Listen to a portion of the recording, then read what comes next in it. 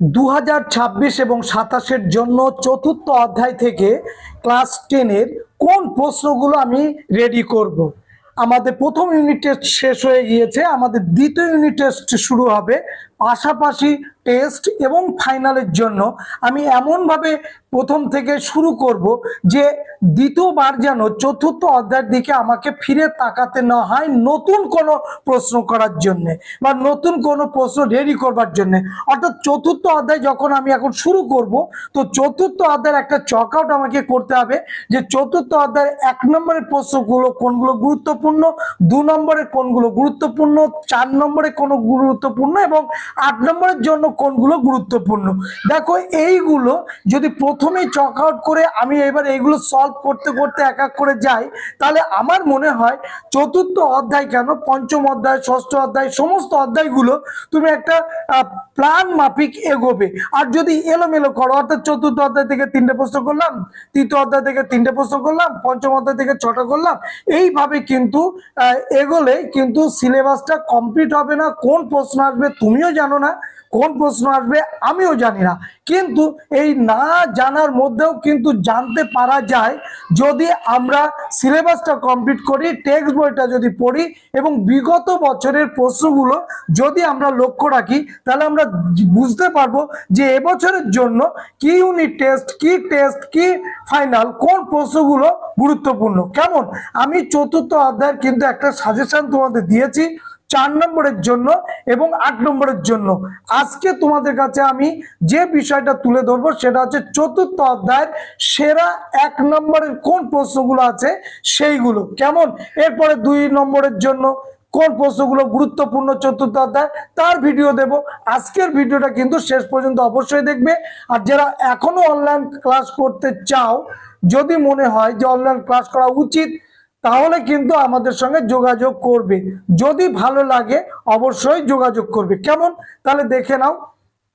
19 শতকে সভা সমিতির যুগ বলে অভিহিত করা হয়, কারণ কি? কারণটা কি? কারণ হচ্ছে বিভিন্ন রাজনৈতিক সংগঠন এই সময় গড়ে ওঠে। বঙ্গভাষা প্রকাশিকা সভা, জমিদার সভা, ইন্ডিয়ান লীগ, ভারত সভা, এই রকম বিভিন্ন সভা সমিতি এই 19 শতকে কিন্তু গড়ে উঠেছিল। তাহলে 19 শতকটা সভা সমিতি সঙ্গে ইংরেজদের শাসন, শোষণ, অত্যাচার, সেই সঙ্গে 19 শতকে আমরা কি দেখতে পাই, বিভিন্ন আঞ্চলিক বিদ্রোহগুলো, যেটা তৃতীয় অধ্যায়ে আমরা পড়ে রয়েছি। আমরা সন্ন্যাসী ফকির বিদ্রোহ, কোল বিদ্রোহ, ভিল বিদ্রোহ, রংপুর বিদ্রোহ, ফরাজি আন্দোলন, ওয়াবি আন্দোলন, সাঁওতাল বিদ্রোহ, মুন্ডা বিদ্রোহ, এইগুলো আমরা দেখেছি। তাহলে এইগুলো কিন্তু 19 শতকেই সভা সমিতির সঙ্গে সঙ্গে এই বিদ্রোহগুলো কিন্তু আমরা দেখে রয়েছি। এরপরে 20 শতকে আমরা দেখব যে ব্রিটিশদের বিরুদ্ধে একটা সংগঠনগতভাবে, একটি প্রাতিষ্ঠানিকভাবে আন্দোলনগুলো গড়ে উঠবে। তার আগে এই সংগঠনগুলো গড়ে উঠবে, তার আগে এই বিভিন্ন বিদ্রোহগুলো গড়ে উঠবে। সেগুলো আদিবাসী বিদ্রোহ হতে পারে, উপজাতি বিদ্রোহ হতে পারে, যেগুলো মুসলিমদের ধর্ম সংস্কারের সঙ্গে সঙ্গে তার আন্দোলন হতে পারে, এইগুলো। কেমন, নেক্সট হচ্ছে গগনেন্দ্র ঠাকুর ব্যঙ্গচিত্র হাতিয়ার হিসাবে ব্যবহার করেছিলেন কেন? এইটার উত্তর হবে, আমি দুটো উত্তর দেব। নাম্বার 1, ঔপনিবেশিক শাসনের সমালোচনা করার জন্য, আর 2, বাঙালি বাবু সমাজের চিত্রটা তুলে ধরবার জন্য গগনেন্দ্র ঠাকুর ব্যঙ্গচিত্রকে হাতিয়ার হিসাবে কিন্তু তিনি ব্যবহার করেছেন। 2 নম্বর প্রশ্ন বললাম। 3 নম্বর প্রশ্ন, মহাবিদ্রোহকে বলা, 1857 সালের বিদ্রোহকে সিপাহী বিদ্রোহ বলা হলে এটার সঙ্গে কোন যুক্তিটি যুক্ত হবে? কোন যুক্তিটি? যে মহাবিদ্রোহকে আমরা কি বলছি, সিপাহী বিদ্রোহ। যুক্তিযুক্ত হবে যে ব্রিটিশ বাহিনীর সিপাহীরা প্রথম এই বিদ্রোহ শুরু করে, অর্থাৎ ব্রিটিশদের অধীনে, ব্রিটিশদের সেনাবাহিনীতে যে সমস্ত ভারতীয়রা বা বাঙালিরা চাকরি করত, প্রথমেই কিন্তু তারা এর বিরুদ্ধে বিদ্রোহ করেছিল। তোমরা জানো, মে মাসেই সমস্ত ভারতবর্ষ ব্যাপী সিপাহী বিদ্রোহ কিন্তু সংগঠিত হবে। কিন্তু তার মধ্যে যেখান থেকে এই বিদ্রোহটা সংগঠিতভাবে হোক বা প্রভাব বিস্তার করার ক্ষেত্রে হোক বা আনুষ্ঠানিকভাবে সূচনা হোক, সেটা কিন্তু ব্যারাকপুর সেনা ছাউনি। 1857 সালের 29শে মার্চ 34 নং রেজিমেন্টের মঙ্গল পাণ্ডে। কিন্তু এর আগে আমরা দেখব মিরাটে, এরপরে আমরা বাংলাতে যদি দেখি তাহলে কিন্তু মুর্শিদাবাদে বহরমপুরে কিন্তু এই সিপাহী বিদ্রোহ কিন্তু শুরু হয়েছিল প্রথমে, কিন্তু এটা আলোচিত হয়নি এই কারণে, কারণ এটা তার প্রভাবটা পড়েনি। তো মে মাসে আরো কিন্তু এই সিপাহী বিদ্রোহ বিভিন্ন জায়গায় কিন্তু ছড়িয়ে পড়েছিল। আমরা যদি বইটা পড়তে যাই তাহলে কিন্তু দেখবো, তো টেক্সট বইটা পড়বো, আবার এটাও জানবো। নেক্সট হচ্ছে ইলবার্ট বিল বিতর্কে মুখ্য ভূমিকা নিয়েছিল কোন সংগঠন? অবশ্যই ভারত সভা। পরের প্রশ্ন, সিপাহী বিদ্রোহকে ভারতের প্রথম স্বাধীনতার যুদ্ধ কে বলেছেন? সিপাহী বিদ্রোহকে উত্তর বীর বিনায়ক দামোদর সাভারকার। বোঝা গেল কি বললাম? The Indian war of independence গ্রন্থ তার লেখা, সেই বইতেও তিনি এই বিষয়টাই উল্লেখ করেছেন। নেক্সট হচ্ছে সিপাহী বিদ্রোহের সময় ভারতের বড়লাট কে ছিলেন? খুব গুরুত্বপূর্ণ প্রশ্ন, লর্ড ক্যানিং। পরের প্রশ্ন, ভারতের প্রথম রাজনৈতিক প্রতিষ্ঠানটির নাম কি? অনেকে জমিদার সভা লিখে আসে, কিন্তু এটা উত্তর হবে না, হবে বঙ্গ ভাষা প্রকাশিকা সভা। পরের প্রশ্ন, মহারানী ঘোষণাপত্র 1858 তোমরা জানো অনুযায়ী ভারতের রাজ প্রতিনিধি হিসাবে নিযুক্ত হয়েছিলেন কে? উত্তর হচ্ছে লর্ড ক্যানিং। ভারত সভা প্রতিষ্ঠায় কত সালে? উত্তর 1876 সালে। ভারত মাতার চিত্রটি এঁকেছিলেন কে? অবনীন্দ্রনাথ ঠাকুর। 19 শতককে সভা সমিতির যুগ বলেছেন কে? ডক্টর অনিল শীল। বন্দে মাতরম সঙ্গীতটি কোন উপন্যাসের অন্তর্গত? আনন্দমঠ। লিখেছেন কে? বঙ্কিমচন্দ্র চট্টোপাধ্যায়। বঙ্কিমচন্দ্র চট্টোপাধ্যায়কে কি বলা হয়? সাহিত্য সম্রাট। এছাড়া তিনি যে বইগুলো লিখেছিলেন জাতীয়তাবাদী উন্মেষে আমাদের খুব ভীষণ ভূমিকা পালন করেছিল, সেগুলো কি? আনন্দমঠ, দেবী চৌধুরানী, দুর্গেশ নন্দিনী, বিষবৃক্ষ, সীতারাম, রজনী। তাই তো এই গুলো একটু উল্লেখ করে মানে মনে রাখতে হবে, কোনটা আসতে পারে কেউ জানে না। ভারতের সংগঠিত রাজনৈতিক আন্দোলনের জনক কে? অবশ্যই রাষ্ট্রগুরু বলা হয় সুরেন্দ্রনাথ বন্দ্যোপাধ্যায়কে।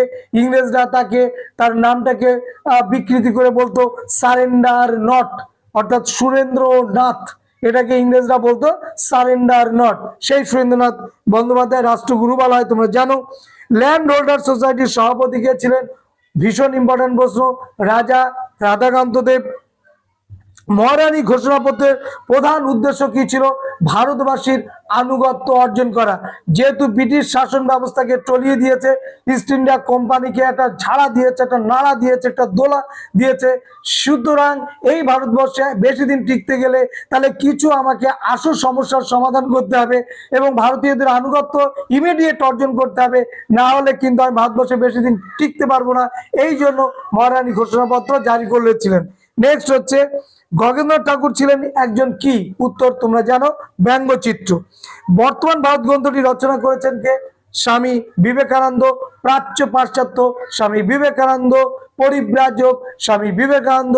রাজযোগ, জ্ঞানযোগ, সমস্তটাই স্বামী বিবেকানন্দ। পরের প্রশ্ন, বন্দে মাতরম সঙ্গীতটি রচনা করেন কে, কবে? বঙ্কিমচন্দ্র চট্টোপাধ্যায় 1875 খ্রিস্টাব্দে। ভারতে ইস্ট ইন্ডিয়া কোম্পানির অবসান ঘটে কবে? ইস্ট ইন্ডিয়া কোম্পানি, এই কোম্পানি নামটা আমরা কত সাল পর্যন্ত শুনবো? 1858। তারপরে আমরা শুনবো ব্রিটিশ সরকার। নেক্সট হচ্ছে 1897 খ্রিস্টাব্দে বিদ্রোহকে জাতীয় বিদ্রোহ কে বলেছেন? তোমরা 9-এ পড়ে রয়েছো, ডাচ ক্যাপিটাল কমিউনিস্ট ম্যানিফেস্টোর রচনাকারী যিনি বস্তুবাদের জনক, তিনি হচ্ছেন কার্ল মার্কস। নেক্সট হচ্ছে হিন্দু মেলার সম্পাদককে? গগনেন্দ্রনাথ ঠাকুর। রানী ভিক্টোরিয়া ঘোষণাপত্রে কি বলা হয়েছিল? যে ভারত শাসন ব্যবস্থার যে নতুন নীতি ও আদর্শের কথা বলা হয়েছিল। 1857 খ্রিস্টাব্দে বিদ্রোহের সময় সিপাহীরা কাকে হিন্দুস্তানের সম্রাট বলে ঘোষণা করেছিল? শেষ মুঘল সম্রাট দ্বিতীয় বাহাদুর শাহ বা দ্বিতীয় বাহাদুর শাহ জাফর। নেক্সট হচ্ছে তাতিয়া তবিকে নানা সাহেবের প্রধান সেনাপতি ও উল্লেখযোগ্য মহাবিদ্রের নেতা। ভারতের কোন বিদ্রোহকে টেলিগ্রাফ ওয়ার বলা হয়? অবশ্যই সিপাহী বিদ্রোহকে। সিপাহী বিদ্রোহের সময় মুঘল সম্রাট কে ছিলেন? দ্বিতীয় বাহাদুর শাহ। অনেকবার এটা মাধ্যমিকে রয়েছে, 2009, 2002, 2012-তে এসছে। ভারতের প্রথম ভাইসরয় কে? লর্ড ক্যানিং। আনন্দমঠ উপন্যাসটি কার লেখা? বঙ্কিমচন্দ্র চট্টোপাধ্যায়। ভারত মাতার চিত্রটি কোন ঐতিহাসিক পটভূমিকায় অঙ্কিত? তোমরা জানো যে 1905 সালের বঙ্গভঙ্গ ও স্বদেশী আন্দোলনের পটভূমিকায় রচিত। অবশ্যই কিন্তু এই প্রশ্নগুলো দেখবে। এই প্রশ্নগুলো কিন্তু ভীষণ গুরুত্বপূর্ণ, বিভিন্ন সালে তো এসেছেই এবং এই অধ্যায়ের জন্য খুব ভালো। মিলে সব ভারত সন্তান গানটি রচয়িতাকে সত্যেন্দ্রনাথ ঠাকুর। ভারত মাতা চিত্রটি যে দেবীর সঙ্গে সম্পর্কিত, অবশ্যই লক্ষ্মী দেবী। স্বদেশ প্রেমের গীতা হিসেবে চিহ্নিত গ্রন্থটির নাম কি? আনন্দ মঠ। আধুনিক ভারতের প্রথম ব্যঙ্গচিত্র প্রকাশিত হয় কোন পত্রিকায়? অমৃত বাজার পত্রিকায়। বন্দে মাতরম গানটির সুরারোপ করেন কে? যদু ভট্ট। বাংলার মুকুটহীন রাজা কাকে বলা হয়? সেই রাষ্ট্রগুরু সুরেন্দ্রনাথ বন্দ্যোপাধ্যায়কে। শূদ্র জাগরণের কথা বলা হচ্ছে কোন গ্রন্থে? বর্তমান ভারত গ্রন্থে। ব্রিটিশ ইন্ডিয়ান অ্যাসোসিয়েশনের মুখপত্রের নাম কি ছিল? হিন্দু প্যাট্রিয়ট। মহারানীর ঘোষণাপত্রের প্রকাশ সময় ব্রিটিশ প্রধানমন্ত্রী কে ছিলেন? উত্তর হচ্ছে ডিসরেলি। ভারত মাতার চিত্রটির প্রথম নাম কি ছিল? বঙ্গমাতা। সিপাহী বিদ্রোহের প্রথম শহীদকে? মঙ্গল পাণ্ডে। আর ভারত মাতার নামটি কে দিয়েছিলেন? ভগিনী নিবেদিতা। ভারত সভার প্রাণ পুরুষকে? Surendranath Bandyopadhyay. A nation in making গ্রন্থের তিনি লেখকও বটে। কোন পত্রিকায় বর্তমান ভারত গ্রন্থটি ধারাবাহিকভাবে প্রকাশিত হয়েছিল? উদ্বোধন পত্রিকায়। কোন পত্রিকায় গৌরব উপন্যাসটি ধারাবাহিকভাবে প্রকাশিত হয়েছিল? প্রবাসী পত্রিকায়। খল ব্রাহ্মণ চিত্রটি কার? গগনেন্দ্রনাথ ঠাকুর। ভারত সভা কোথায় প্রতিষ্ঠিত হয়েছিল? কলকাতায়। ইন্ডিয়ান ওয়ার অফ ইন্ডিপেন্ডেন্স গ্রন্থটির লেখককে? Veer Vinayak Damodar Savarkar. Land holder society কবে প্রতিষ্ঠিত হয়? 1838 খ্রিস্টাব্দে। মহাবিদ্রোহের সময় গভর্নর জেনারেল কে ছিলেন? লর্ড ক্যানিং। সচিব কে ছিলেন? Earl Stanley. কাকে নব্য বাংলা চিত্রকলা রীতির অগ্রদূত বলা হয়? অবনীন্দ্রনাথ ঠাকুর। এই যে প্রশ্নগুলো বললাম, এই প্রশ্নগুলো তোমরা তো শুনলে, এইবার বুঝে নাও যে এই প্রশ্নগুলোকে তুমি বাদ দেবে না হৃদয়ে রাখবে। তুমি ছেলে, তোমাকে জ্বলে উঠতে হবে, সংসারের দায়িত্ব নিতে হবে, টাকার ইনকাম করার তোমার জায়গাটা করে নিতে হবে। এবং শুধু তাই নয়, এই সংসার, নিজের পরিজন, নিজের জীবন, সমস্ত কিছুর দায়িত্ব তোমাকে নিতে হবে। তাই আমি আবারও বলবো, ছেলেদেরকে বেশি করে ওদের প্রতি বলার উদ্দেশ্য এটাই, লাইফটা তোমার আগে তৈরি করতে হবে। মেয়েরা তো করবেই, কিন্তু ছেলেদের দায়িত্বটা বেশি, সেইখানে দাঁড়িয়ে তোমাকে কিন্তু পড়তেই হবে। আর পাশাপাশি এই যে প্রশ্নগুলো বললাম, এই প্রশ্নগুলো শুধুমাত্র মাধ্যমিকের জন্য নয়, এই প্রশ্নগুলো চাকরি পরীক্ষার জন্যও গুরুত্বপূর্ণ। সুতরাং এটাকে অবহেলা করা যাবে না। বোঝা গেল কি বললাম? তাহলে দেখা হবে নেক্সট ভিডিওতে। আর আমরা এরপরে 2 নম্বরের কোন প্রশ্নগুলো এই চতুর্থ অধ্যায় থেকে গুরুত্বপূর্ণ সেইগুলো নিয়ে আলোচনা করব। সবাই ভালো থেকো, সুস্থ থেকো।